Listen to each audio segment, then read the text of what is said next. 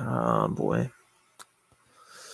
Okay, so this isn't starting yet. It's just 8 o'clock. I'm still waiting on something.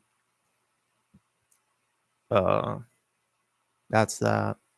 This isn't gonna happen for a bit, apparently. Sorry about that. It's late for me. I usually go to bed in about half an hour, an hour, but just I'm not allocating the blame, but I decided to push it back for someone who said they wanted to attend. Probably the only person who will watch. So I'm just going to wait a bit. And yeah.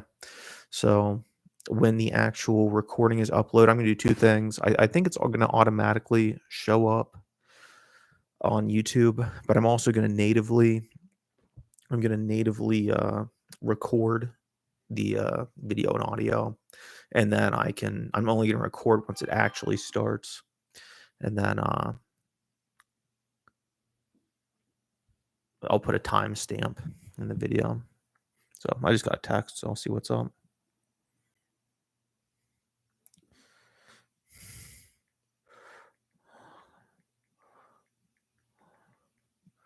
Yeah, I would say potentially 8:30. Sorry. Uh I'm don't even know if I'll be here in front of the camera. I don't have much to say or do in the meantime, so sorry about that. I'll put a little comment in the chat.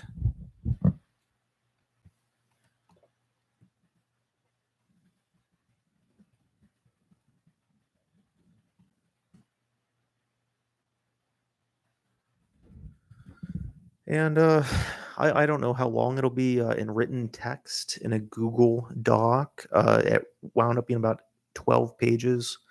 So I would hope it's an hour-ish. Frankly, I'm gonna kind of rush through it. I don't want to be up all night doing this. I originally this is my Friday or my Saturday really. I work early Saturday morning and all day Saturday and early Sunday and all day Sunday. So early, you know.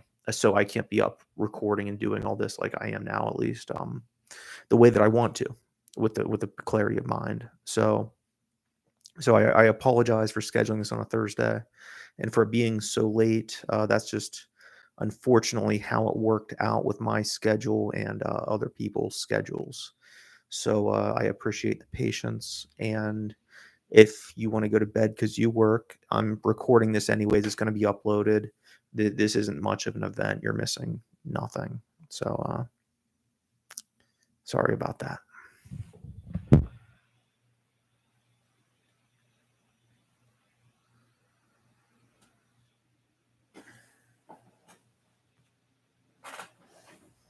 Scoot out of the frame.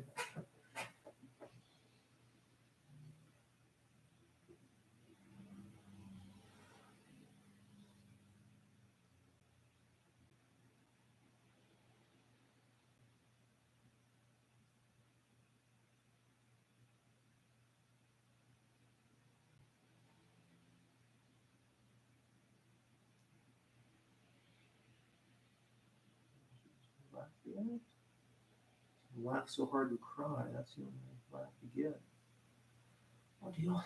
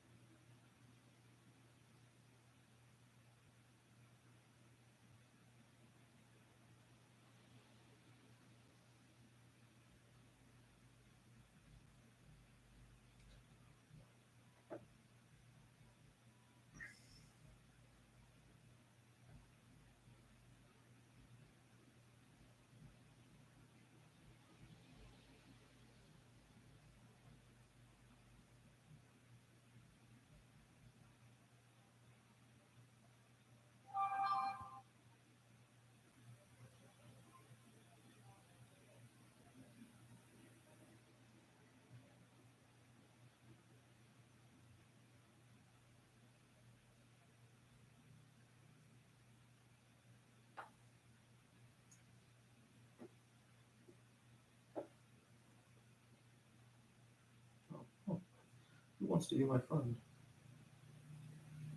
No.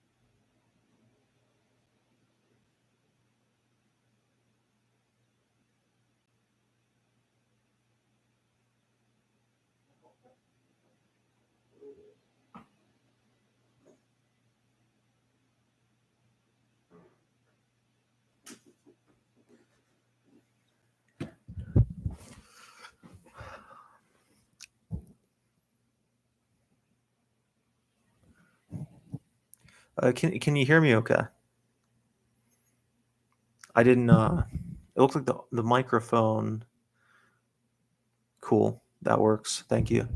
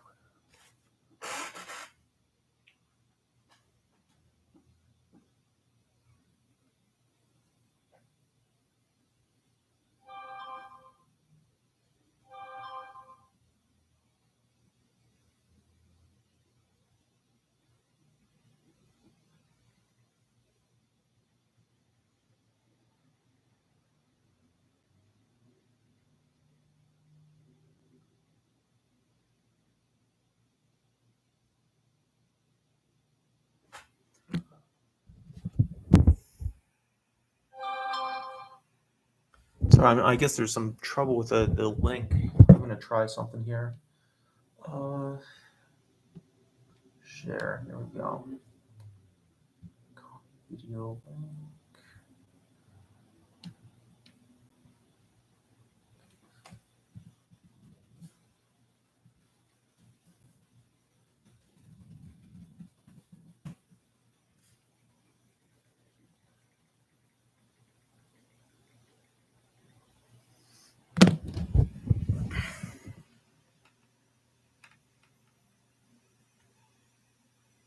Thank you. I I'm not writing like in a manuscript right now. I'm just compiling a bunch of notes, but that's generally what I do. I write a lot of the book before I begin writing it, and then I just plug stuff in um, because I'm not ready to actually begin writing the book yet. But that's what's fun is that you get to have fun stuff like this where you can drink and just get inspired, and then you're not actually working yet. You're pre-gaming the writing session.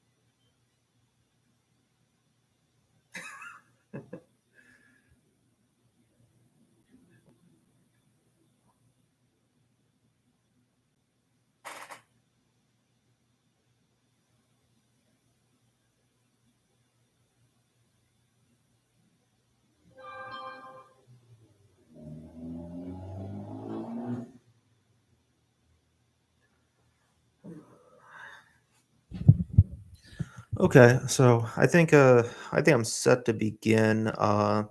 To recap, a bit redundant. Thank you for bearing with me, Jadis. It's about 12 pages. I'm assuming I can get it done in an hour ish, maybe an hour and a half. I don't really know. That's an estimate. But first, I wanted to. I got a mystery letter in the mail today, and I was going to open it on camera because I got a Valentine's Day card. I'm presuming, and I thought, oh, this is content. This is a mystery to begin the stream with. I have to put this down.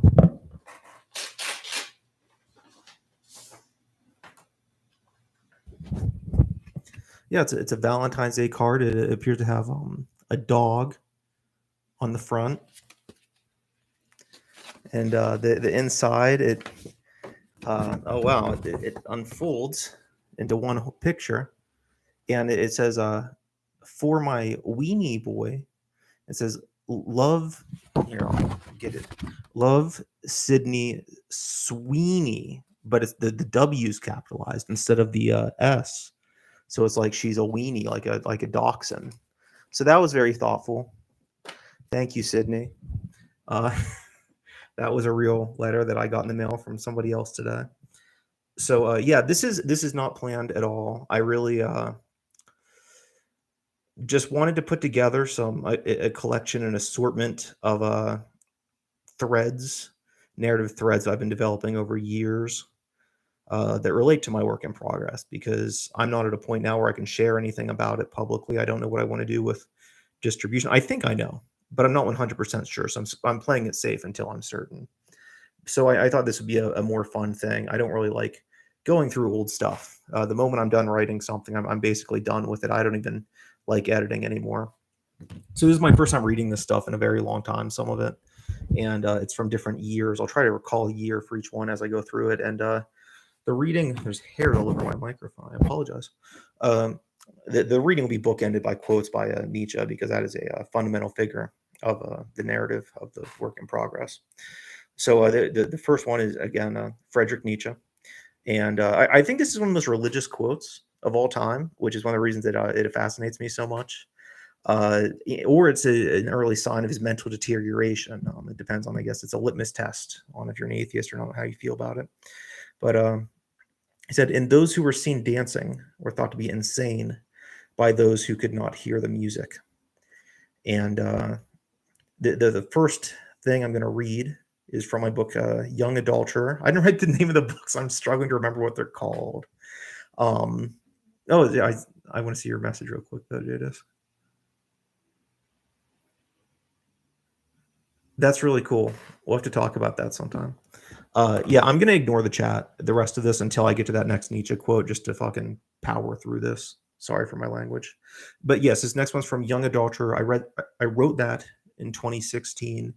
This is the only one in this triptych I didn't do a audiobook for in a live stream, and I think this is also the only portion of it that I've read before. I actually read this the day after seeing The Man Who Fell to Earth in a theater, which was cool and very relevant thematically.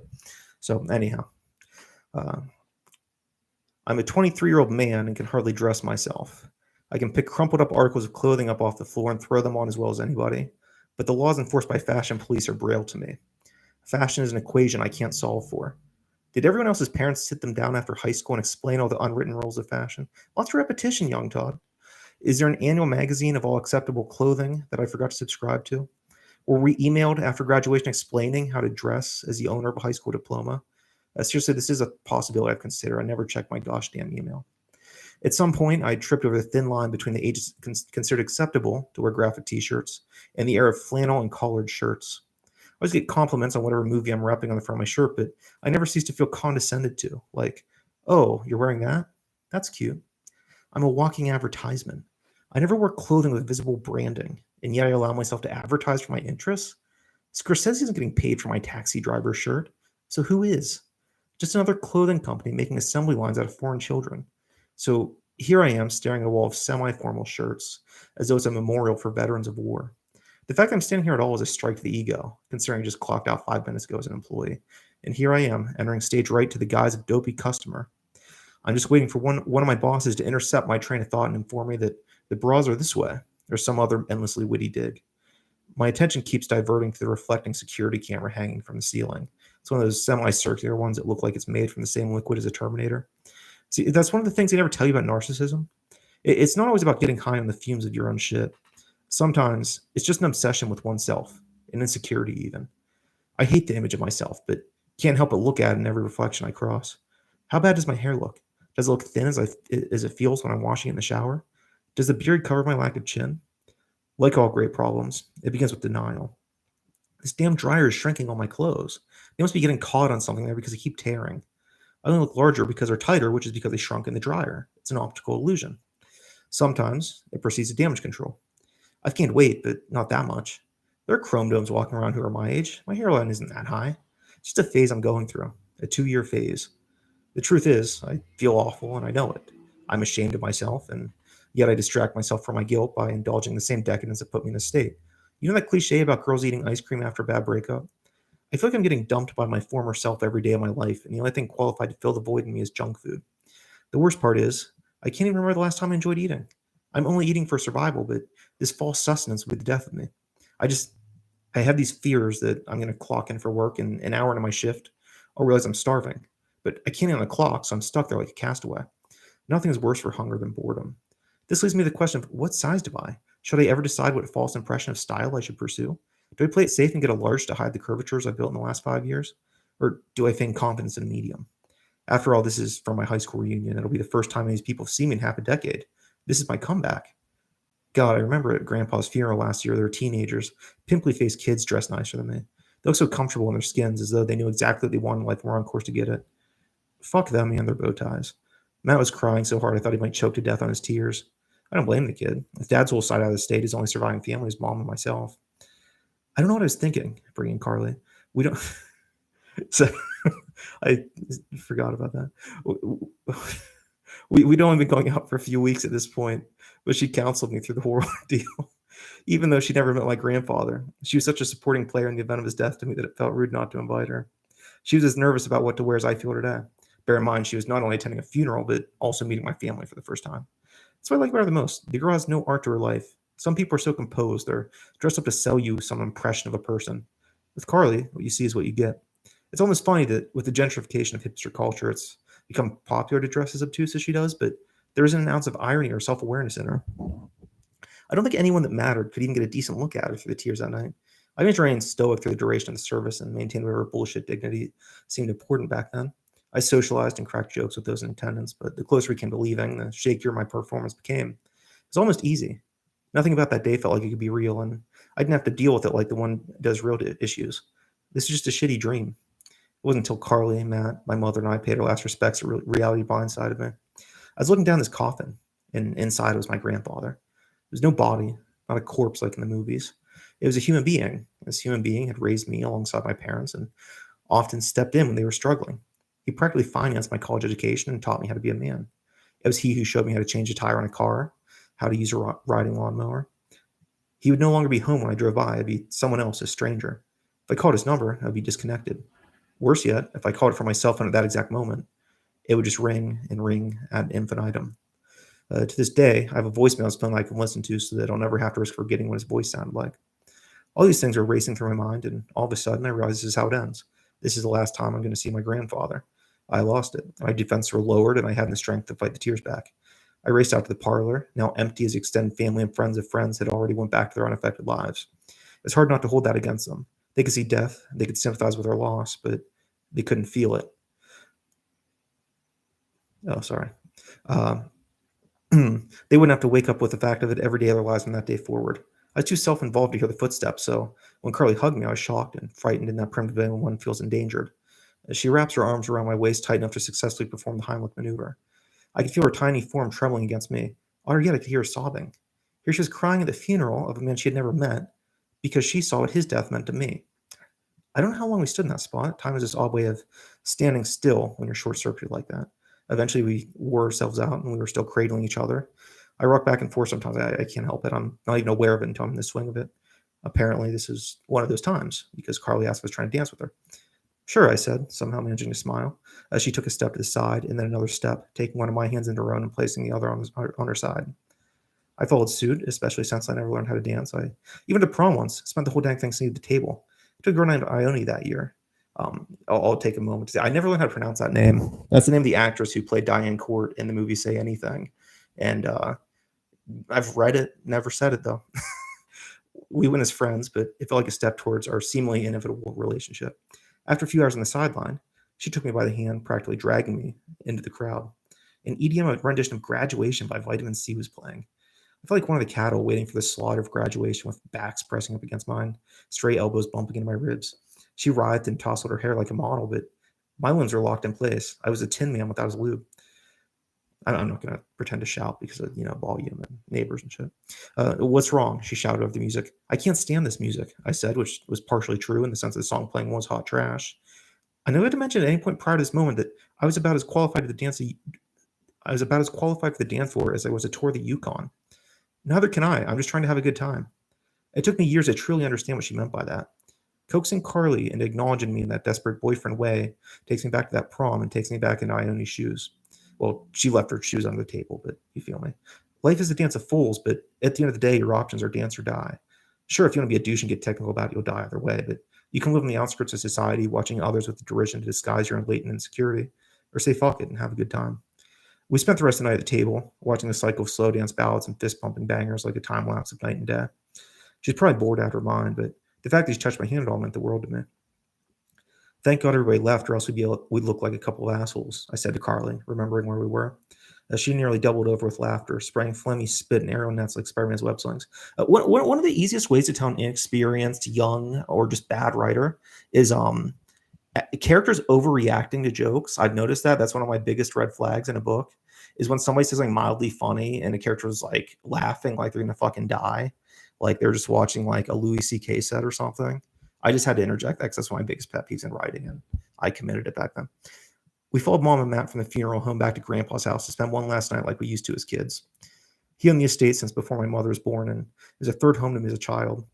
The four of us spent the night talking at the table until around 2 when Mom went back to the living room to cocoon herself in blankets and catch some rest, which was not coming easy at the time. And I'm just going to skip ahead. None of this other stuff's relevant. So anyhow, that was the last time I had to get dressed up for anything. Yeah, the rest is just a failed romance scene that has absolutely no relevance to the thesis that I'm presenting here.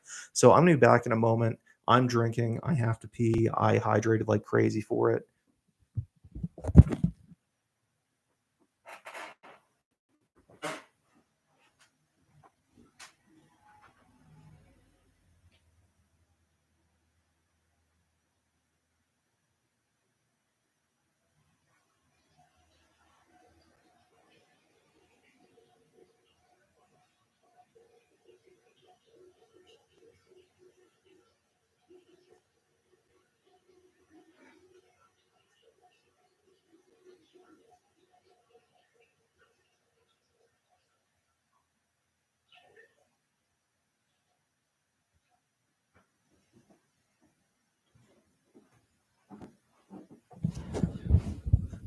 All right. So, two quick things. Nobody's going to parse through this, so it doesn't matter. A big theme of the book I'm working on now is homecoming. Now, homecoming is a game, of course. What else is homecoming? Also, the idea of a ball. The pun's obvious. The choreography of a game, and all's fair in blank and blank.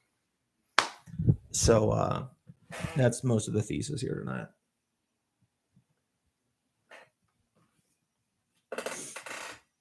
Next one is from Conditional Love. I did record this probably 2020. Yeah, it was 2020. I recorded this whole thing on this channel and the audiobook title Not Enough, which was a working title for this book for probably a year or so.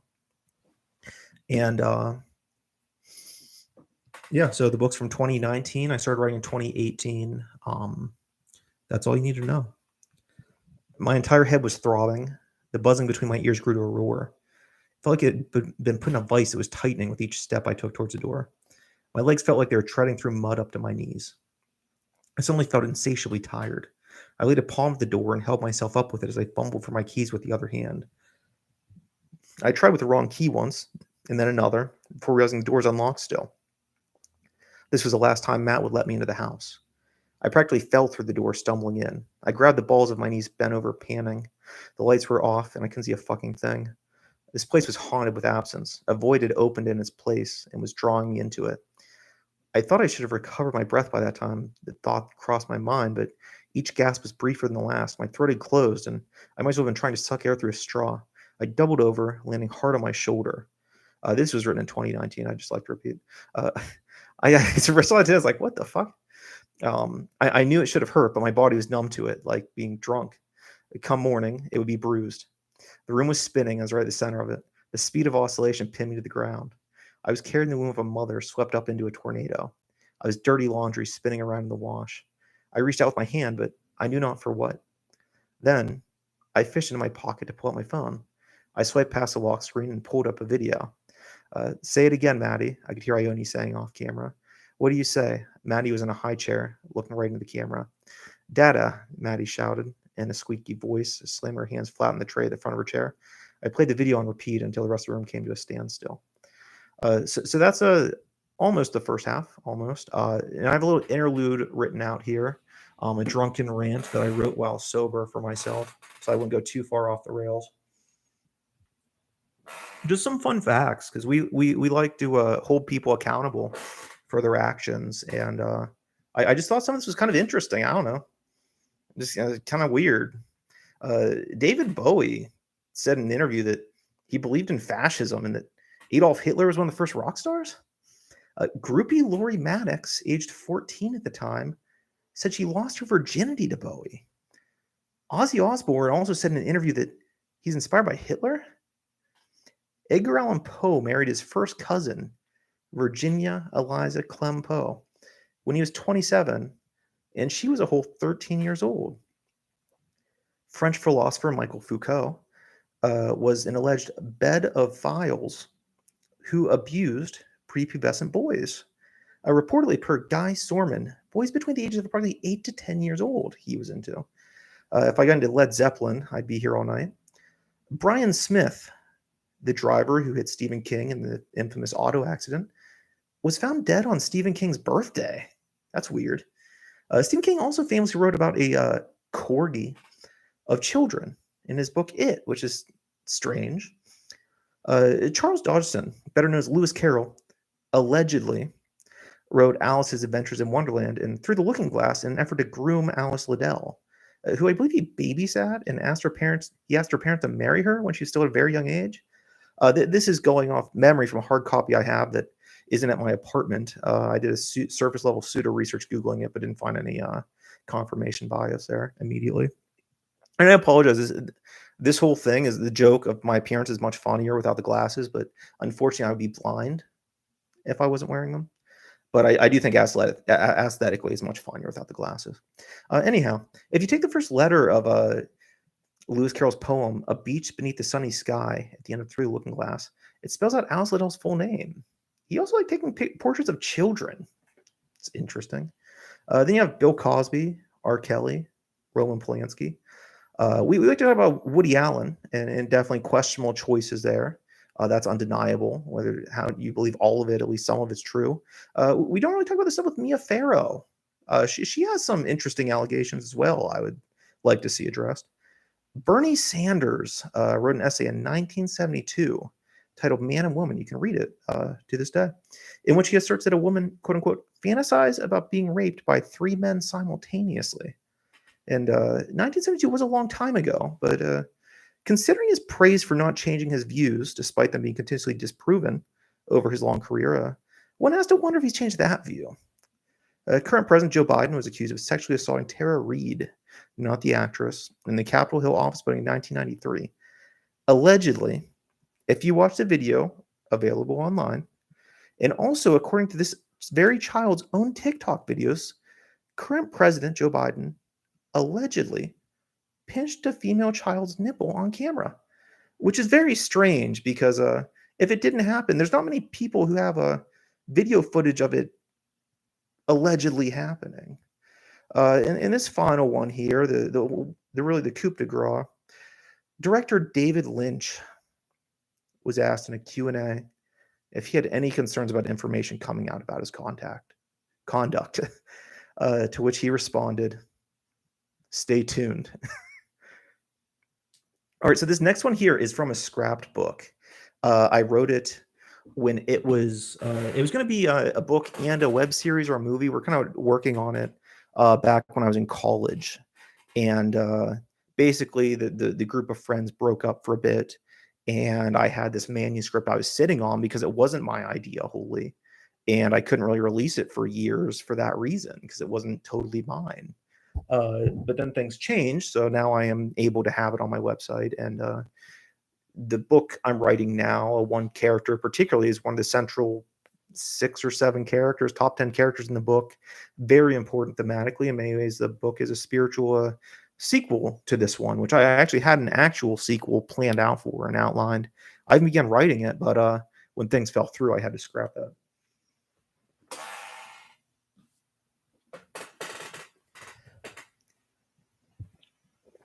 It's officially Letterman jacket season. You can hardly take a step without your footfall being pronounced with the crunch of a brown leaf. The air is alive, tossing them, the leaves, in its waves and teasing them free of their branches. I went to a home game last week. Caleb didn't make any touchdowns, but he did make some yardage. I sat with my father in the bleachers, right next to the building where the announcers report from. Ever since before I was in school, I can remember coming here with my parents. I don't recall ever having much investment in the game itself. Don't get me wrong, it's a healthy interest to have. I know there's strategy involved and that there's more to it than 2 gangs of Neanderthals pummeling each other over an arbitrary leather yarn. I think I can understand the appeal. I'm just incapable of experiencing it firsthand. What I do get out of these nights is the culture of football. It's the chill of the wind grazing the bleachers. It's the familiar faces you see every year, from the women running in concession booths to teenagers debating while nursing styrofoam cups of hot chocolate. It's Roman, but more importantly, it's part of us. I've attended these gigs since I was a kid, and something about watching the game next to my father just feels right. And I won't lie, eating a plate of nachos and cheese can add to any experience. It was this very dish which was to blame for my run-in that night with Ione. Caleb had just run the ball halfway across the field before being pulled down by an opponent who dove to catch him by the ankles. The next play began at the 30-yard line. I was dozing off, and the next thing I know, my father shoots his arms into the air, catching his left hand on my nacho tray. Tostitos chips and globs of hot yellow cheese flew through the air, evoking gasps, and one Dracula-worthy shriek. From those caught beneath this hail, a big Rorschach-ian shape had been printed upon my jacket and cheese. It looked like I had sneezed all over my own chest, although I take this as a good omen for our boys. That was from a book. I forgot to say the book and the year. I apologize. That was from Aaron Texter's book club, which I wrote in about 2015, as I recall. And this next section is as well. I've been writing a lot about Mr. Darcy the past year and how male characters that ruin men. Oh, hey, son. I just doxed someone. Whoops. Sorry. Nobody's gonna know or watch this, so it doesn't matter. But yeah, male characters that ruin men that really fuck you up. Mine's Lloyd Dobler. To this day, I have my Lloyd Dobler moments, and it never works out. You should never be Lloyd Dobler. My big one that I was obsessed with for a bit was Chandler Bing, but then he fucking died of a drug overdose in a jacuzzi. So now I can't talk about it. Like, I love Chandler, but you should not be that guy. You shouldn't be anybody on Friends, but especially not Ross. But I could talk about Ross all night. Ross is so funny. But also the one for literary people is Mr. Darcy, and I'm sorry, Abby Emmons, who surely will be tuning into this any minute now. But you should never ever be Mr. Darcy. And I happened to see this as I was scrolling through looking for a football related excerpt. And it made me laugh because it's so on point here. Oh, and I'm writing a iambic pentameter practice book right now for reasons I won't get into. And I wrote a line today from Mr. Darcy to Mr. Kelsey because you should be like the Kelsey Bros. You should not be like Mr. Darcy. I also wrote today pre-gaming like Cortex. Don't want no crash. For that iambic pentameter book because Neo Cortex is the villain in the Crash Bandicoot games. Anyhow, as always, Dan was eager to begin. Tonight, he was wringing his hands with excitement. I, on the other hand, was withdrawn into the slouch of my chair, praying I wasn't the only one who hadn't read. The others seemed unfazed. To all but me, this was starting off as a normal meeting. Things did not look good for me. All right, gang, we've got a lot of ground to cover here. We could start with Jane Austen's life. She wrote anonymously, so her only close family knew her as an author at the time. There's an anecdote about how she wrote behind a squeaky door so she'd know to hide her manuscripts when someone entered. Or we could talk about the politics of the time. Austen was born just a year after the signing of the Declaration of Independence. Or if you want, the novel is rich enough to harbor discussion on its own merit. What do you say? Without the static of awkward fidgeting in her seats, it would be dead silence. Finally, Robert said, "You weren't kidding when you said you do your homework. Google is the world's library." He paused, surely hoping for this tiny spark to ignite the discussion. No luck. Come on, you're not hyped for this? We're talking about one of the most prominent female writers of history. Some of the most iconic characters. This isn't Big Matt Lit, guys. We've got a gourmet meal, so let's dig in. There's some sections I don't read because they're not for my voice. Some of my favorite stuff I've written, I just don't read because I'm not suited for it vocally. And this character of Dan is definitely one of those things. I should have changed all the character names in this book, by the way, except for Ione. But since it was never a rough draft, any more than a rough draft, I never got around to it. So a lot of these characters named directly after people they were inspired by, which is like probably the only book I ever just did that.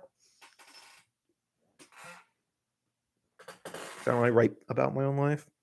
Anyhow, I'm sorry, Dan. I didn't mean to disrespect your choice, but I didn't read this book, I announced. Don't worry about Aaron, he said, his voice dipping down from an aggressive high to a sympathetic low with the precision of an eagle. How come he gets off the hook? Robert whined. Aaron and I already talked about this. What's your excuse? Hey, I did read the book. I just thought it sucked, but I wasn't going to say anything. That's what I want to hear. Robert looked surprised by this response. I know I was. What sucked about it? It was just boring. All he ever talked about was getting married to some guy with money. I felt like I was reading a soap opera. I don't disagree, Robert, Caleb piped up, but I do think it's more than a soap opera. My interpretation of the book was that it usually seems a satire, like Dan said. It is mundane and shallow, but it's about how women were viewed at the time. They were as good as who they married. On one hand, the upper class is superficial and fake, but so is a lower class. He looked at Dan. Am I on anything here? This is totally off base. No, you're both doing great. Keep it going. That was all. Robert, what do you have to say about that? Oh, geez, I'm in couples therapy at 15, Robert said. The laugh track was still broken. One of these days you'll get him. Maybe just not for long while. I mean, I think he's right. He's smarter than me and he put a lot more thought into it. I just think a book should be enjoyable to read without knowing the message. I don't know. But can you say you've really read a book if you don't understand half of it? Trevor jumped in, taking this opportunity to continue the word brothers. No, not that Trevor. This was written in 2015. I'm repeating. There you go, Ione, Dan said. Is this more like what you wanted to hear when you chose this book? Yeah, thanks, she said. I think I heard her add. I just didn't think people would get this wound up over Jane Austen, under her breath. This book's one of the only girly things I let myself enjoy. I always had a crush on Mr. Darcy. No need to be ashamed over having a little Tom girl in you. I've seen 16 Candles more than any girl could dream of. Plus, I think this book should be considered a feminist heavyweight for all the reasons Caleb's already covered. Heck, it brings out the girl in me. Not least of all for Mr. Fitzwilliam Darcy. Now that you put it that way, he doesn't sound so hot. I can change my last name when I get married, but the first name's got to go. No way I'll be calling Fitzwilliam out at night. Maybe it's just me, but I always sided with Darcy, David said. So what if he didn't want to dance? Big deal. I know he's right in the end, but I never once doubted him. Well, exactly, Trevor said, but times were different. Men were viewed differently too, and Darcy outstepped the boundaries of his gender role. Wickham also accused him of royally screwing him over, and I think he spent the first half of the book acting like a stuck-up jerk, Caleb added. The book's called Pride and Prejudice, and Darcy embodied pride. Yeah, Chloe scowled. Maybe it is just you, but that's only to ignore prejudice. If Elizabeth and the lower classes weren't so quick to judge him, have saved a lot of trouble, David retorted. Darcy's smart enough to know what he's doing. Society has expectations, whether he likes them or not. By acting like a douche, he's inviting them to judge him. Playing into society's expectations only enables him. Why should Darcy accept a social role over his own personal values? Maybe if he did, Elizabeth would have accepted his proposal when he first asked and, saved a lot of trouble. Thank God we aren't reading Wuthering Heights, Trevor commented. This place would be a bloodbath. All the spectators of this verbal brawl appreciated the comic relief. Even David cracked his straight face and joined in on the laugh. If Robert knew what was good for him, he'd have taken notes. Jane Austen, everyone, Dan announced. Never let it be said she couldn't start a good fight. I think that's as good of a cap on the book as any, I said, rising from my cushioned love seat. I saw. We can call it a day. What are you talking about? We've only been here 20 minutes, Trevor exclaimed. It's been a long day. You guys can stick around, but I'm heading home. I'm with him, David said, heading for the door. I chased him and following my lead, leaving the others to decide for themselves. I hardly made it across the street before Caleb tagged me with a slap of the shoulder. He swerved his bike into a horizontal stop, sealed with a foot planted firmly on the ground. Hey man, don't ignore me. I've never seen him look so frustrated. What are you talking about? I didn't ignore you. I feel my cheeks inflame and I knew my body was shaking. How embarrassing.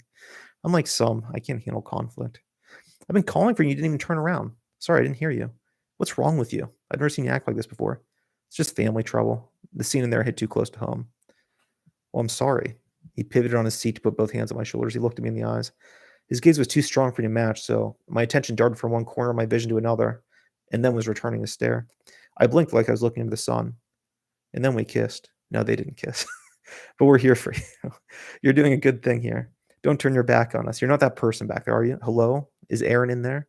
Yeah, I mean, no. I just stopped myself and take a deep breath before turning into even more of a blubbering idiot. What I'm trying to say is, you're right. I know I am, he said without a fleck of humor. What I need is for you to see that. I do.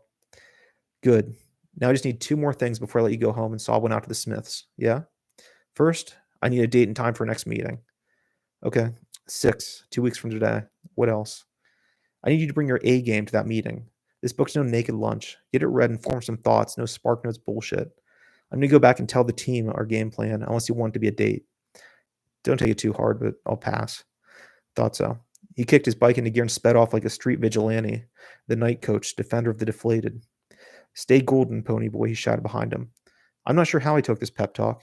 It left my ego sore, but then again, it gave me something to work towards. First off, who are the Smiths?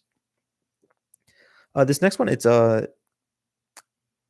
this is Honest Work. I had to remember. This is Honest Work. It was written in 2020, late 2020. I don't remember writing it because I was on an SSRI. So I have no fucking memory of it. Actually, no, that's not true, but I don't remember it. I was not an SSRI at that time.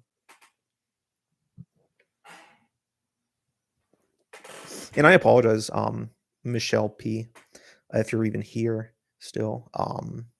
You've already missed out on narrative threads established at the beginning. I apologize. Anyhow, this is from Honest Work. He wants to say, what do you know? You only knew me before the tragedy. The thought makes him feel isolated, this flux between his distant past and theoretical future. He raised a glass to his lips and sipped some glass. That's fun. That's an actual typo. He raises a glass to his lips and sips some water, feeling the ice press up against his front teeth. His heart sinks, thinking that no matter who coddles him, no matter how many times he repeats the myth of his own life struggle, he'll always be alone on the stage of his apartment floor, shaking and sobbing in the fetal position under the single stage light of his memory. This next one here, that's just a very small excerpt of a larger chapter, but it's the only one relevant. Next up is Mephistopheles. That was from 2023. That was from my book Party Boy. Really, my art installation Party Boy. I don't consider it a book. You just need to write something that will make this all worth it. Your trauma is a pain. You need to write something so good it will have the dead crawling out of their graves to get their skeletal hands on it. Something that will have your dad calling to you. Something that will get your heroes to look up to you. Something that will change the pronunciation of yes to Todd. Something that can remove their fingerprints from your insides. Your company makes everyone else feel alone, but you can write something that comforts the lonely. You can write something that will remove the blade from people's wrists. Your hobby will save lives. It can be a bedtime story for the young and what the terminal request to hear on their deathbeds. They'll place your book in hotels. People retire because of you. People will be inspired to change their own lives because of what you write. They'll lift you up and celebrate you. Turns out the whole time, you're just a genius. They were wrong all along, but only you were too smart to see that. Your sales will keep bookstores in business. Your book tour will bring world peace. You're doing God's work until the devil offers you a better deal. It isn't selfish to lock yourself away to stare at a screen. It's a sacrifice. You gave up your life to save the world with your words. All you ask for in return is endless praise and pussy. Move over, Christ. Let's see. I don't know. What the fuck? Oh, okay. This next one actually is the last. So this is from Conditional Love. Again, 2019. I'm like rushing through this. That's great relief. This is long, though. This is by far the longest one. Everybody was laughing and touching everyone's shoulders. I felt stiff in my suit. I wonder if I was the only one who stood before it, hanging from my doorknob and let out a sigh before putting on resigning to the day. I felt like I had to clock into this wedding, and that I was upholding the official position of best man. In a way, it helped. I could hide behind it. Oh, you're insert family title here. I've heard all about you. Shake hands slash hug. Yeah, I'm Wes, the best man. Rinse and repeat. Everyone else felt so much more comfortable in their roles than I did. They didn't seem more rehearsed, just more capable of finding the moment and living within it. The wedding ceremony itself was pleasant. It was staged at a church I'd never been to before. They had a coffee bar. A fucking coffee bar at a church. What a time to be alive. We stood in front of the audience like the end of A New Hope while they tied the knot. I was sweaty and wondered if the people next to me could smell that. I'd keep fixing Maddie's bow in her hair as she kept wanting to play with it. Ione walking down the aisle by her walked down the aisle by her father. Naturally goofy man I always enjoyed seeing. Her entrance felt like the headliner walking out on the stage for me. Seeing her in that white dress made me realize I loved this woman as a sister, which meant my brother and sister were getting married, but in a cool way. I got to walk her up with the rings to present to the bride and groom. She tried putting Ione's in her mouth, which got a laugh out of the audience. I tried to take notice of the pictures being taken by a professional photographer. At least I had the option to shove those in the back of my mind. The next hour felt like a gosh damn photo shoot. The bride and groom with their daughter, the bride and her father, the bride and both her parents, the groom and both his parents, the groom and I, the bride and the maid of honor, who was Brent's sister, who was hot, which I mentioned to Ione the first chance I got. Don't even think about it, she warned me. Then, as if that wasn't enough, we went outside to take some more photos. Photos of everyone together. Photos of the bride and groom kissing while we applaud. All the men walking with their arms around each other from behind like we're the cast of Stand By Me. My mother and I, my father and I. Thank God I wasn't forced to take one with both my parents. The church was hardly big enough to hold them, let alone make them stand within proximity of each other and smile. Someone did have the bright idea to take a shot of the best man and the maid of honor together. Score. Got to give thanks for that one. I've always loved photography, but can't stand having my picture taken. It feels so artificial, so calculated. I could be grinning from ear to ear, and if you pulled a camera out, my lips would tighten like an alarm had gone off. That fake toothy smile feels so forced to me, and while I'm trying to hold position, the only thing I want to do is let my face snap back into its resting position. Planking is one thing, but that shit is ridiculous. It was a sunny day. Everyone was happy. Why can't we just enjoy it and have a photographer follow us around and try to capture the most natural moments? It'd still be uncomfortable, but generally speaking, the smile would be more authentic and the moments would be more memorable. There are some moments I'll never forget, but I can't think of a single time I've ever stood posing for a picture that's worth commemorating. It's not to kill any moment for me. Eventually, the photographer decided he had tortured us enough, and we were free to go. We packed it up and took off for the reception. It's a three-parter. This was supposed to be the last thing I wrote before retiring to be a publisher, but I wrote this in 2019. I'm reiterating. But then, I was plagued with the football book and couldn't shake it.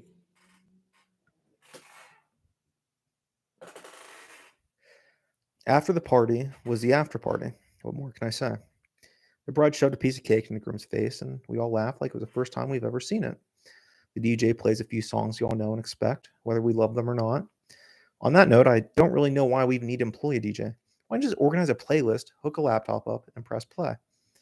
Of course, I stayed safe at the table with my parents and Maddie.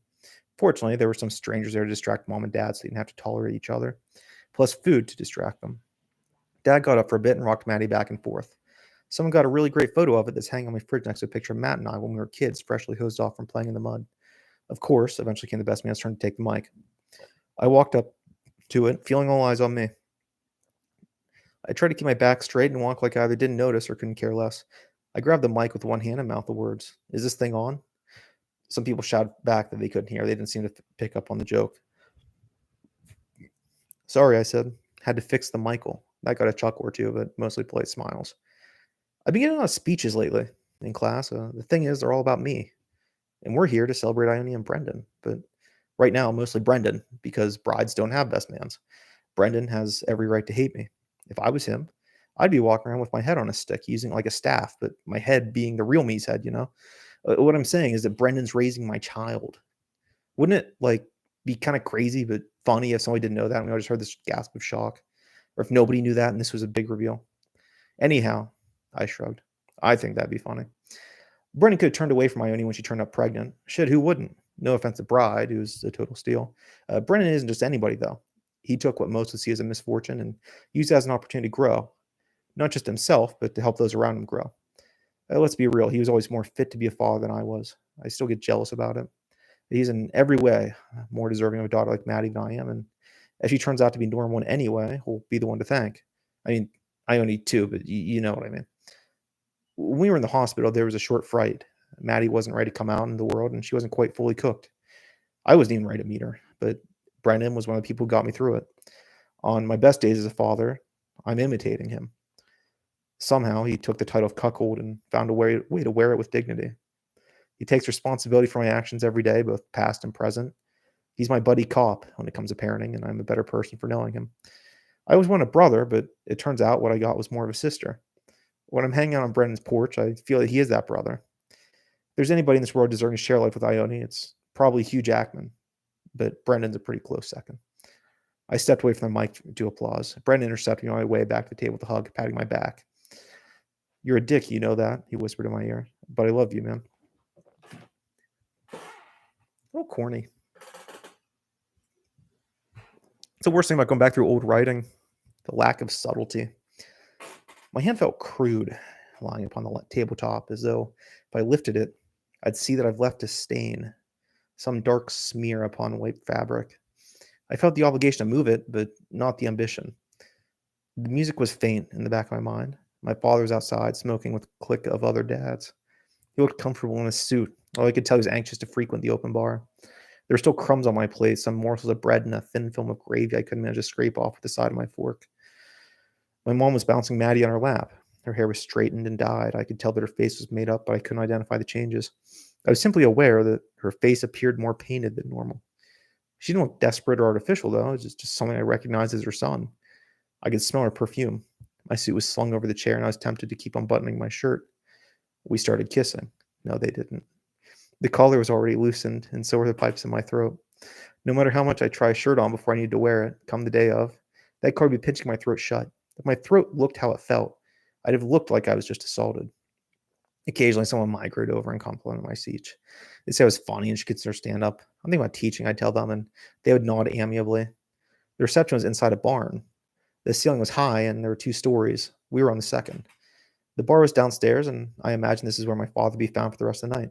I noticed the daylight was starting to dim. A bird flew in through the open window, just sitting on the sill as though it wasn't a drifter, but a guest like any of the rest of us. I was tempted to approach it and see if I could pet his head or even just stand next to it like we were old pals. I didn't chance that I couldn't risk disturbing him. I noticed my glass next to my mother's. They were both full, hers red and mine clear. The rim of her glass was stained with muted rose lipstick. I couldn't fathom drinking anything but my water. I took a moment to appreciate how it was both fulfilling and purifying. The wine looked as though it would clog my throat, make me bloated and lethargic. Maddie was watching me. Her eyes were like orbs of pure energy. Mom seemed to be revitalized in her presence. She looked like a young mother again, cooing to her over the music, which was now swelling. Maddie was wearing a white dress like her mother's. I wanted to say something to make more of a mark on this event than just my hand resting on the table like a lizard on a rock. I felt like my body was cast in cement from the neck down. I sent the signal to tap a finger, just lift one digit up from the table to show that I still had the strength to do so, to prove that I was more than just a spectator, but the message was lost in transmission. My mind wandered, began to wonder if Maggie was here. Could I entertain her? Would my conversation be enough to preoccupy her? Where would Matt sit if he was able to attend? Between Mom and I suppose. How would he greet my father? What kind of dress would he wear? I could see Mom with his baby on her other knee. She didn't know what she was missing, and I prayed she would never find out. I tried to escape that notion. My eyes began to scale the scene, desperate for something worth spending more than a moment to process. I was consciously trying to frame the moment, capture a mental snapshot of my own. Who knows if there'd be another moment like this, with us all here together? Who knows if it matters? Because right now, we were still in this moment. My hands were cupped, but I felt the sands of time sifting through my fingers. The hands of the clock were nudging me forward, second by second. The music stopped. "Hey," Ione says, sitting down in Dad's seat. Care to dance? I can see the beads of sweat on her forehead. I inhale through my teeth, pulling my lips back like I just heard the sound of a vase shattering between my feet. "Your husband going to be cool with that?" She smiles. "Oh, let me guess, this was his idea?" She nods. "Just like a cuck," I say. I stand up and turn to see him watching from afar. I point at him, laughing as I scooped up my daughter and take his girl to the dance floor. "Seems a bit familiar, huh?" "Yeah," Ione laughs. She is cradling her child in her tattooed arms. "Different enough, though, so the moment will stand on its own." I smile. "You think?" We're stepping in circle. We are stepping in circles. I can't tell which part of the room I'm facing or who's watching. At first, the background is a matte painting to me. Soon, it might as well be filtered through a kaleidoscope. I know there's music playing, but I can't hear it. I don't think I can even name the song playing for a free ticket to heaven. Not that I'd take one. I'm quite happy to be where I'm at. All I can see is my daughter and her mother. I see them looking back at me. And the final Nietzsche quote is, "Without music, life would be a mistake." There is an announcement at the end of this. I might bullshit for a bit 'cause this went very fast. The paperback copies of Young Adulterer, Conditional Love, and Honest Work are now available again on Amazon. I republished them a few days ago. I wrote a set for tomorrow, but I don't think I want to read any of it. Yeah, fuck it. Anyhow, yeah.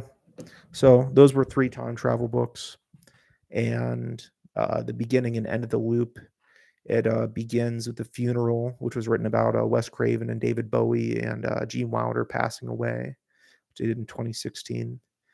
And then, oh, I don't need to explain a fucking allegory about a barn and a bird in the window and a mother and turning wine to water.